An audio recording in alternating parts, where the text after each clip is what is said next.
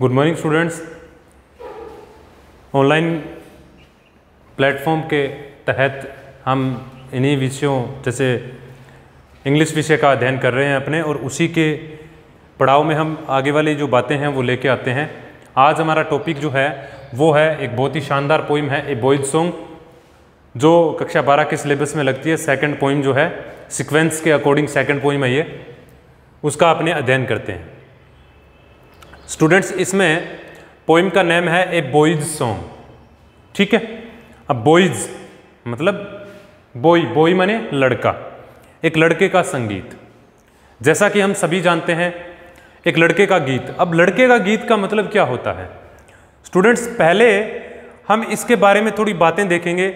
जैसा कि हमने पता है कि जहाँ पर जो ये पोइट है विल्फर्ड विल्सन गिब्सन, इसकी बात करके मैं वापस इसको लेके आऊँगा। तो यहाँ पे अपने बात करें विल्फर्ड विल्सन गिब्सन, इनका जन्म जो है, इनका जन्म हैग्जम में हुआ है, ठीक है ना। हैग्जम जो आपके इंग्लैंड में है, गौर कीजिएगा। विल्फर्ड विल्सन गिब्सन का जन्म हुआ है हैग्जम इंग्लैंड में, ठीक है। और इनका जन्म हुआ था 1878 टू 1962, यानी इनका जन्म हुआ था 1878 को इनका जन्म हुआ था और 1962 को इनकी डेथ हो गई थी। स्टूडेंट्स, बात ये समझनी है कि सामान्यतया अगर हम इस विषय वस्तु को समझें तो हमें ये बात आती है कि जिस प्रकार से पोइम जो चलती है, जैसे ए बॉयज सॉन्ग है, ए बॉयज सॉन्ग का पोइट क्या है, विल्फर्ड विल्सन गिब्सन है। ये अपने को नाम याद रखना है। इसको शॉर्ट में डब्ल्यू गिब्सन भी कहा जाता है, ठीक है। तो ये बात तो सबको पता है, इसमें बताने वाला कुछ है नहीं, ठीक है, क्योंकि डब्ल्यू गिब्सन और फुल फॉर्म इसका विल्फर्ड विल्सन गिब्सन, ठीक है। अब बात करते हैं स्टूडेंट्स थोड़ी सी इनकी जो समस्या, या जैसे समस्या क्या, अगर हम बात करें इनको तो थोड़ा सा हम इसके बैक में जाते हैं, क्योंकि अगर पोइम की बैकग्राउंड समझनी है अपने को, अगर आप पोइम की बैकग्राउंड को समझोगे तो जैसे पोइट होगा हमारे पास वर्तमान समय में, जैसे अपने बात करें कि पोइट जो है, ये पोइट जो है जैसे सामान्यतः आपने बोले ना तो ये कॉमन जेंडर में आता है, लेकिन मैं इसको कह रहा हूं कि ये किस में आ रहा है, ड्यूल जेंडर में आता है, ठीक है ना, ड्यूल जेंडर में आता है। भाई सामान्यतः कॉमन कह दो, ड्यूल जेंडर भी होता है जिसमें जैसे सिर्फ और सिर्फ दो जेंडर की बात होती है, ही और सी। जैसे अब पोइट का पोइटिस नहीं करते, सबको समझने के लिए पोइट का पोइट ही रखते हैं सभी के लिए। ये थोड़ी सी ग्रामेटिकल जानकारी होगी। इसके बाद देखते हैं अपन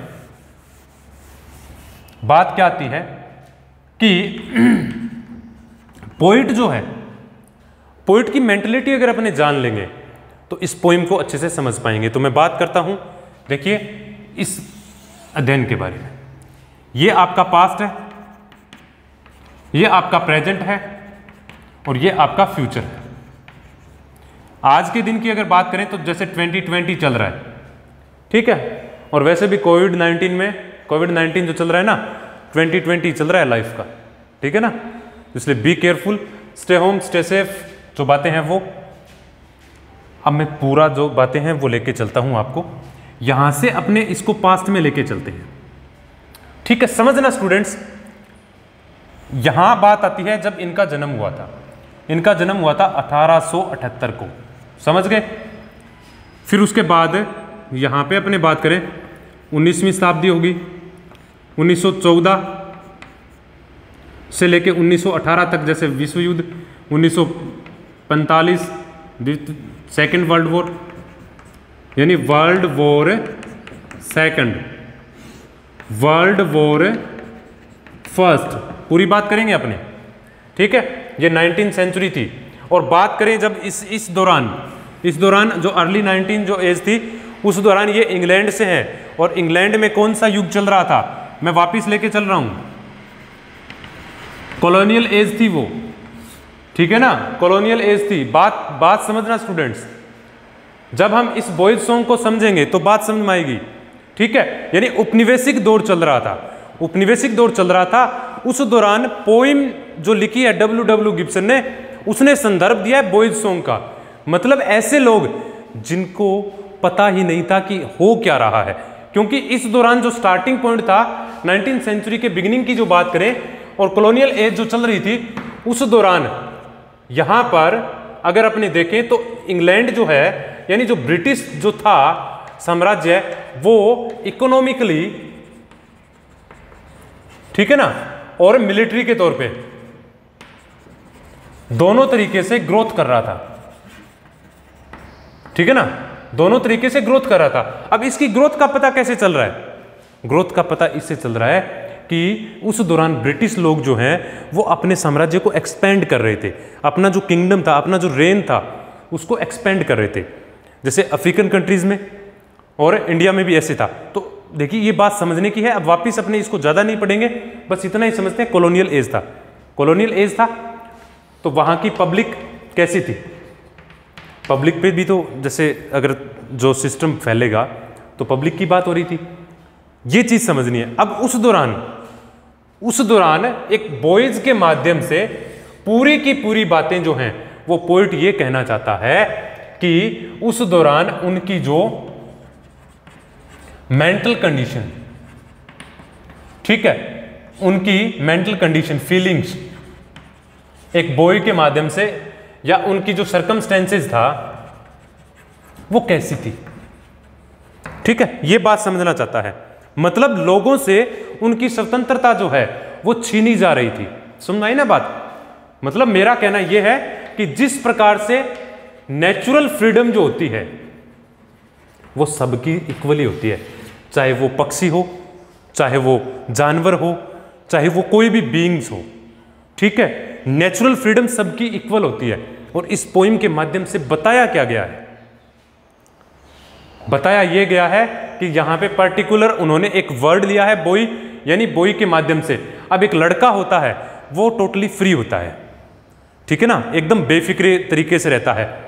अब उस पे जिसको कुछ भी पता नहीं है किसी भी कंडीशन का, और उस पे वो सारी चीजें इंपोज्ड कर दी जाती है, उनको बांधा जाता है। बात ये ली गई है इस पोइम में, गौर कीजिएगा मैं क्या कह रहा हूं, क्योंकि जब अपने पोइट की बैकग्राउंड की बात करेंगे, पोइट का मेंटलिटी क्या थी उस पोइट की, पोइट ने जब पोइम लिखी थी, क्योंकि ये पोइम जो है वो अपने बात करें लगभग आपके ये मान के चलो 1902 के लगभग एक इनका एक पोइम का जो कलेक्शन था, माउंटेन कवर नाम का एक कलेक्शन था, जिसका एक पार्ट है ये बॉयज सॉन्ग, ठीक है। इसमें उन्होंने उस दौरान की जो त्रासदियां, जो डिजास्टर चल रहे थे, उनकी बात कही गई है।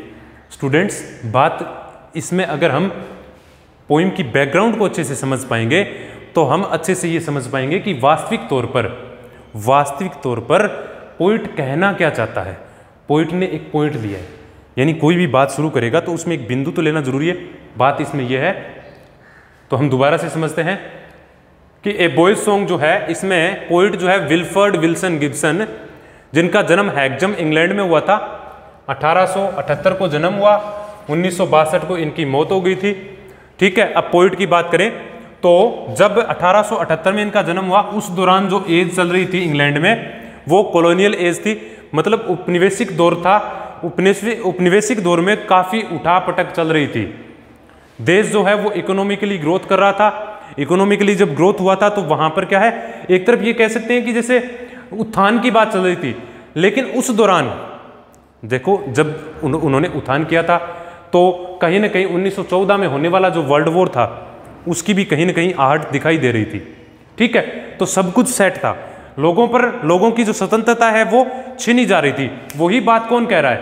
वही बात यहाँ पे क्या है, नेचुरल फ्रीडम जो है वो उन पक्षियों की जो छीनी जाती है, तो यहाँ की बात रिलेट वहाँ पे हो रही है, ठीक है। क्योंकि 1902 में जो पोइम आई थी, 1902 में पोइम आई थी, तो देखिए जैसे यहाँ पे कितने साल की उम्र थी, जब ये 24 साल के पोइट थे तभी उन्होंने ये बात लिख दी थी।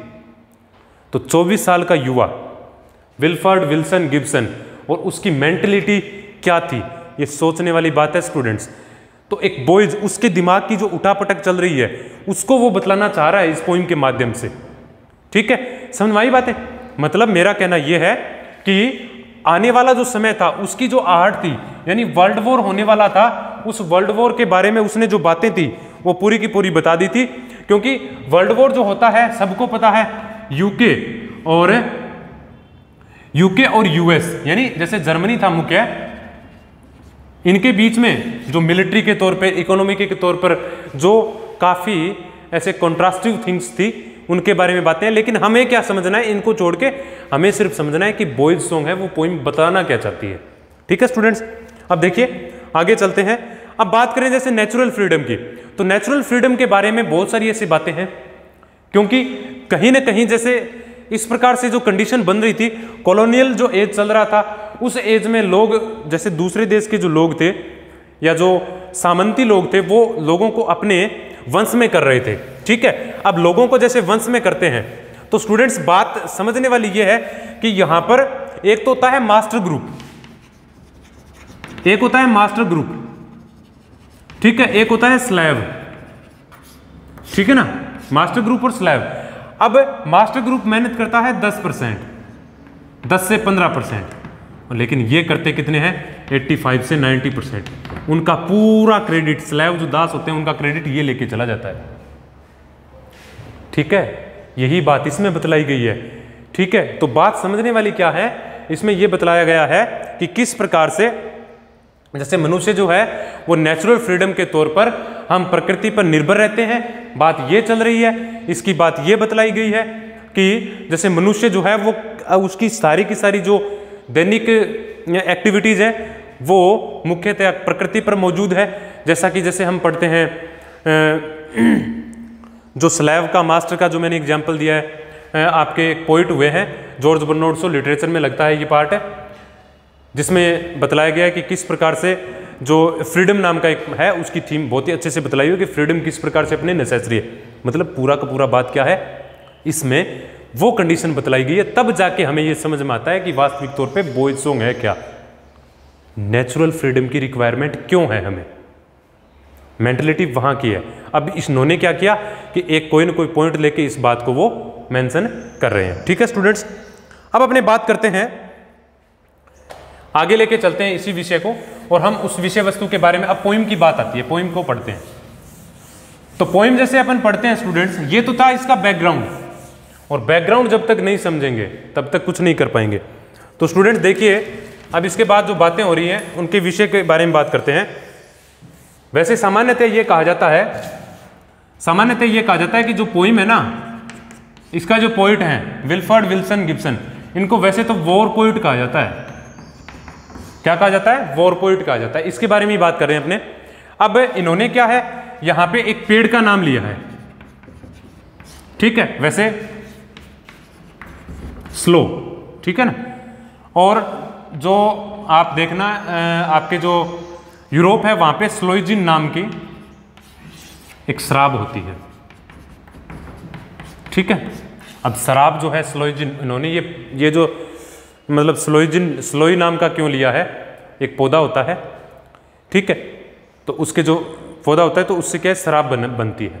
अब बात ये है स्टूडेंट्स, इसका एग्जाम्पल लेते हुए, क्योंकि प्राचीन समय की बात है और पुराने समय में जैसे जो शराब वगैरह जो था वो बड़े लोगों से रिलेटेड था, जिसमें क्या है, शाही लोग हो, लग्जरस लाइफ हो, उनका जिक्र किया गया था यहाँ पे, उनके माध्यम से ये टॉपिक्स लिए गए हैं, ठीक है। तो बात करें अपने यानी जैसे स्लोइजिन जो होता है उसकी अगर बात करें तो इसमें लगभग ये मान के चलो, आप इसके बारे में और देखें अपने स्लोई के बारे में, तो लगभग 15 से 30% इसमें एल्कोहल होता है, ठीक है ना। इसमें 15 से 20% एल्कोहल होता है, कंटेंट होता है। ये स्लोइजिन होती है जो एक पेड़ का नाम है, और इससे वहाँ पे ब्रिटेन में शराब बनाई जाती है, ठीक है। अब अपने बात करते हैं उस विषय वस्तु के बारे में। ये तो सामान्य सी बातें हैं, क्यों लिया गया है, कैसे लिया गया है, क्योंकि स्लोइजिन का यहाँ पे यूज में लेना, पुराने समय में जो सामंत लोग हुआ करते थे वो ही शराब का प्रयोग करते थे, उसके संदर्भ में ये कहा गया है। अब अपने देखते हैं इनके मीनिंग, ठीक है। और इनके मीनिंग की अगर अपने बात करें तो जैसे मैं स्टेप बाय स्टेप लिखता हूँ, स्टेप बाय स्टेप इनके मीनिंग लिखता हूँ, इसकी राइम स्कीम बतलाने का प्रयास कर रहा हूँ मैं, ठीक है, अब राइम स्कीम जैसे समझेंगे तो राइम स्कीम को अच्छे से कर पाएंगे अपने। जैसे सबसे पहले आ रहा है स्नेयर, लास्ट वर्ड जो है वो फ्री, एयर और मी। ठीक है स्टूडेंट्स, अब यहां पे अगर अपनी बात करें स्नेयर, फ्री, एयर, मी, ये इसका पहला स्टेंजा नहीं कहेंगे, पहला क्वार्टेन। ठीक है ना, क्वार्टेन का मतलब, क्वार्टेन का मतलब होता है 4 पंक्तियां। ठीक है, अब उसके बाद है फिर आता है स्लोई, ठीक है, हाइट, गाव और डिलाइट। ठीक है, उसके बाद आता है आपके वे और विंग्स, उसके बाद आता है आपके डे और साइंस। ठीक है, तो यहां पे ये और ये जैसे स्नेयर, एयर, फ्री, एयर, मी, तो यहां पे इसकी साउंड ए बी आ रही है राइम स्कीम। स्लो, हाइट, गाव, डिलाइट, तो इसमें ए बी। ठीक है ना, तो राइम स्कीम अपने जैसे वे, विंग्स, डे, साइंस, यानी इसमें एस की साउंड आ रही है तो ए बी। इस प्रकार से अपने पर्टिकुलर जो स्टेंजा मिलता है उसको अपने देख सकते हैं। ठीक है, अब यहाँ पे जो नाम आती है, जैसे जो पोएट मुख्यतया जो काम में लेता है, ब्लू टिट नाम का एक पक्षी है। ठीक है, अब उसका हिंदी में पढ़ने का कोई औचित्य नहीं रहता। ठीक है, फिर उसके बाद एक आता है स्लोई जो एक पेड़ का नाम है, फिर आता है डिलाइट, ठीक है, और सनवर्ड और सोर। ठीक है, तो इस प्रकार से जो अपने समझते हैं सारी की सारी जो बातें हैं, ये अपने जो विषय वस्तु है वो ज्यादातर इस पोइम में से ये यहां से ली हुई है। ठीक है, अब बात करें इसमें पोइट जो है वो अपने आप को इसमें सोचता क्या है, master of all the birds. ये मुख्य बात है, पोइट जो है वो अपने आप को master of all the birds कहता है। क्यों कहता है? जैसा कि हमें पता है कि इसमें जो पहला स्टेंजा है वो ये बात बतला रहा है, master of all the birds. क्यों मानता है अपने आप को पोइट जो वो? क्योंकि सारे के सारे जो बर्ड्स हैं वो फ्रीली उसके पास आते हैं, जाते हैं। यही बात इसमें बतलानी है अपने को, और बाकी जो चीज़ें पढ़नी है अपने को वो हम कक्ष में जैसे साथ में जो क्वेश्चन आंसर चलेंगे उससे पढ़ेंगे। उसके बाद अगर हम देखें तो यहां पर 2 पक्षी काम में लिए गए हैं, ब्लू टिट और ईगल। ठीक है, तो ब्लू टिट जो होता है वो लो फ्लाइंग बर्ड्स है और ये हाई फ्लाइंग बर्ड। ठीक है, ये स्मॉल होता है कंपेयर करें ईगल के उसमें, और ये होता है बिग इन साइज। ठीक है, तो इसमें ये कहा गया है कि जैसे छोटे से छोटा पक्षी से लेके बड़े से बड़ा पक्षी, मीन्स अगर बैकग्राउंड की अगर अपनी बात करें तो मतलब जो बैकग्राउंड थी विल्फर्ड विल्सन गिब्सन की अगर बात करें तो यहां पे तो कंपैरिजन किया है कि छोटे से छोटा पक्षी जो है वो उससे लेके बड़े से बड़ा पक्षी जो है वो मेरे पास आता है, पोइट के पास आता है। मतलब पोइट इसके बारे में यह बतलाना चाहता है कि जो एज थी जिस दौरान छोटे से छोटी चीज जो है उससे लेके बड़ी से बड़ी चीजें हैं, उन सबको अपनी नेचुरल फ्रीडम की रिक्वायरमेंट थी। बात क्या है? सारी की सारी चीजें अपनी नेचुरल फ्रीडम जो है उनकी रिक्वायरमेंट की बात करती हैं। ठीक है, तो इस प्रकार से जो बातें हैं वो बहुत ही अच्छी है। और जैसे अपने बोले कि जैसे पोइट को है ना, पोइट को ब्लू टिट जो है वो एकदम हैप्पी कर देता है। अब हैप्पी कैसे कर देता है ये बात अगर अपने देखें तो ब्लू टिट को पोइट जो है, यानी ब्लू टिट जो है वो पोइट को हैप्पी कर देता है। हैप्पी इसलिए करता है कि ये चहचाती है, गीत गाती रहती है, और उसका गीत जो है वो पोइट के माइंड में, पोइट के दिल में पूरे दिन लगा रहता है। स्टूडेंट्स, बात इसमें यह है कि जिस प्रकार से अगर कोई चीज जो फ्रीली अगर हम किसी काम को करते हैं अच्छे से कर पाएंगे, लेकिन जैसे बॉयज की बात करें और इसके माध्यम से उन्होंने अलग अलग टाइप्स लिए हैं। तो कोई भी आदमी अगर उस पर प्रेशराइज किया जाता है या कोई भी चीज उस पर इम्पोज की जाती है तो वो उस कार्य को अच्छे से नहीं कर पाएगा। इस प्रकार की विषय वस्तु के साथ हमने ये पोइम पढ़ी है। और स्टूडेंट्स, बात ये आती है कि इसमें अगर हम बेस्ट बात देखें तो जो अपने को थीम का पता रखना चाहिए, बाकी जो बातें हैं, जो मीनिंग वगैरह हैं, वो हम क्लासरूम में पढ़ ही लेंगे, ठीक है। उसमें क्या क्या बातें आएंगी, कैसे आएगा, वो सारा पढ़ लेंगे। लेकिन मुख्य बात क्या है इसमें, विल्फर्ड विल्सन गिब्सन के बारे में जो उसकी बैकग्राउंड है उसको देखना है, क्योंकि जिस एज में उनका जन्म हुआ था वो एज आने वाले समय को पूरा बतलाती है, क्योंकि आने वाले समय में क्या होने वाला है ये सब कुछ पता था उसे। ठीक है स्टूडेंट्स, इसी आशा के साथ मैं मुकेश जांगिड़ आपसे विदा लेता हूं। Thank you. ठीक है।